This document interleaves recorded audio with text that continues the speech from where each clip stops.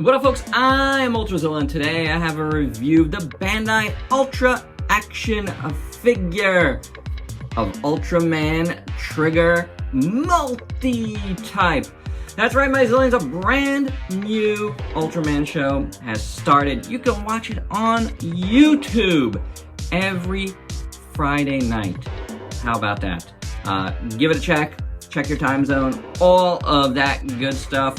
First episode, small review. Could have been a little better. I'll say that right off the bat. Coming off a year where Ultraman Z, or Z, whatever you want to say, I don't really care. We live in the United States. I can say Z as much as I want. Trigger was not as good as Z. But it's just one episode. There's things about it that could be really cool. We shall see. It is obviously a new generation Tiga, and I know Tiga has a lot of fans, but will this figure have a lot of fans? The first articulated figure for Ultraman Trigger. Let's do the review and find out. Let's kick things off with a little box art nerd. Standard Bandai box here or clamshell with a little backing there. Ultraman Trigger for the Ultra Action line. Ultra Action figure line. Logo there. Trigger there. Trigger there. Trigger there. Subaraya Imagination there. We ripped into it earlier. We did. There he is more. Really not much to these things, but I do dig them. If you haven't seen one of these figures, this figure has no more, no less than any other in terms of articulation. You got the head that moves, and it goes around. It goes a little bit down. Yeah, actually goes down pretty good, I gotta say. Up, not so much. Hinge, swivel at the shoulders, swivel at the biceps, single joint elbow, but bicep. SH Figure Arts, biceps, come on.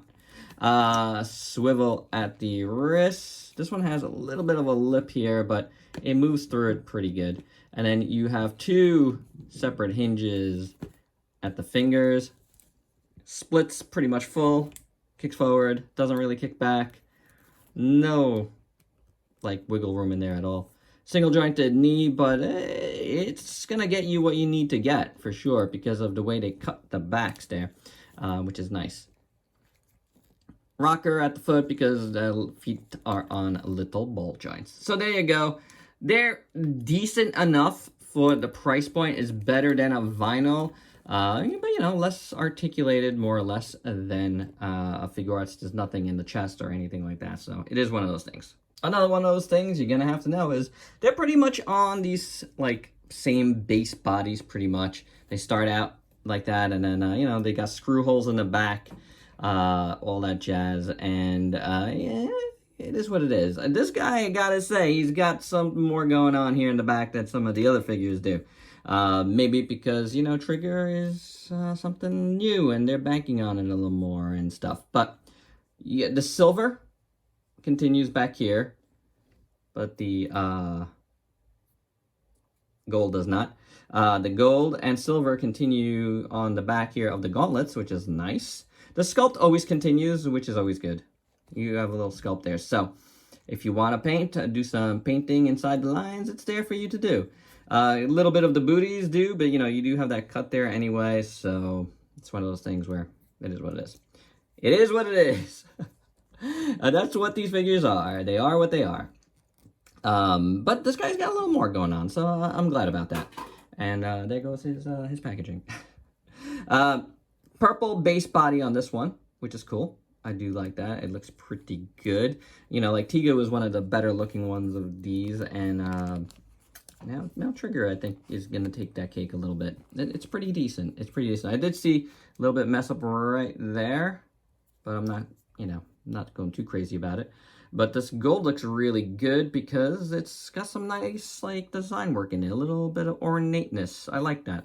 The silver around it looks pretty good. That's not bad at all. The red is nice going down here. You got some silver in there. Silver in there. More gold and silver there. The feet, they're all about the same. They look like that. Bottom got nothing going on, but they stand nicely. This figure is really solid, by the way. Not that they're ever loose or anything, but there's something about this one that feels like really, really solid. I like that. I don't know. It's cool. This guy does have like a bit of a mess up right here on the belly. You see that? Like, I don't know what did that. I mean, it's painted, but then it's got like, I don't know, like it didn't dry right or something, and it was put in the package and was stuck, but, you know, there's no paint on the package. Or it could be a finger mark. I don't know. It's a little bit weird. It's kind of like ovalish, and then it's got some messed up paint in there. A little bit more on that side, but don't know what that is. Usually don't see that in this line, but it is what it is. Cannon. You got red paint up here, and it looks okay. More red paint over here with silver paint, and you got the silver elbow pads, which are sculpted in as well. These gauntlets here, for lack of a better term, look really good. Again, you got that nice ornateness going on, design in the gold.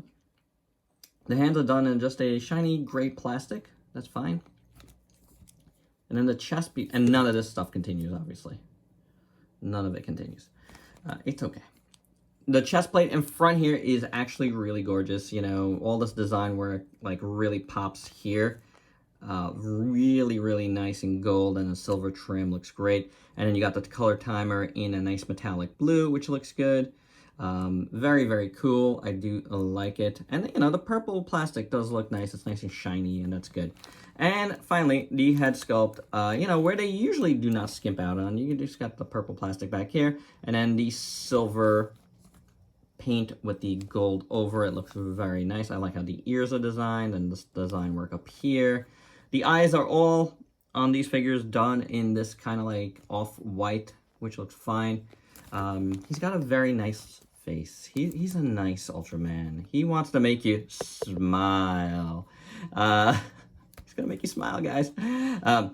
But the jewel in the middle looks really good.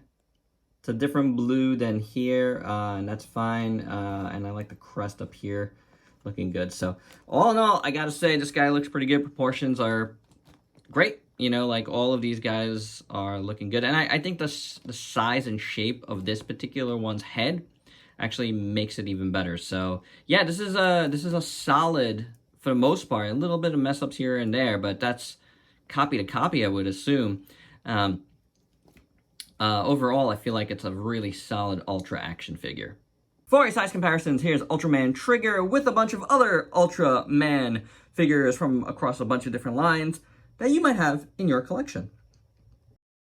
And my final thoughts, besides some little imperfections, I think this is a really nice Trigger figure. I think Bandai put a lot of effort into this, you know, being the kickoff to a new season of Ultraman. This is the main form. They want to make an impression, reel more people in, get more figures. This is a nice one to have. So, and you know what, guys? Honestly, like, main forms are usually the ones people want on their shelves. So, whether you get, you know, the Ultra action figure here, the smaller vinyl, or wait for an SHF, get a Trigger multi-type, because I think, and get it fast, because I think it's going to be one to sell out. And I could see this one doing so, because it actually is very, very nice. My little imperfections notwithstanding. So there you go, guys. That's my review. This is a cool figure for under 20 bucks. You can't go wrong. So there you go. Hope you dug this review. Let me know your thoughts below. And if you please like, comment, subscribe, and share. Check me out on Facebook and Instagram. And make sure for real to subscribe if you're an Ultraman fan. There is a ton of Ultra content here at the Ultrazilla Toys. Till next time, peace out, peace.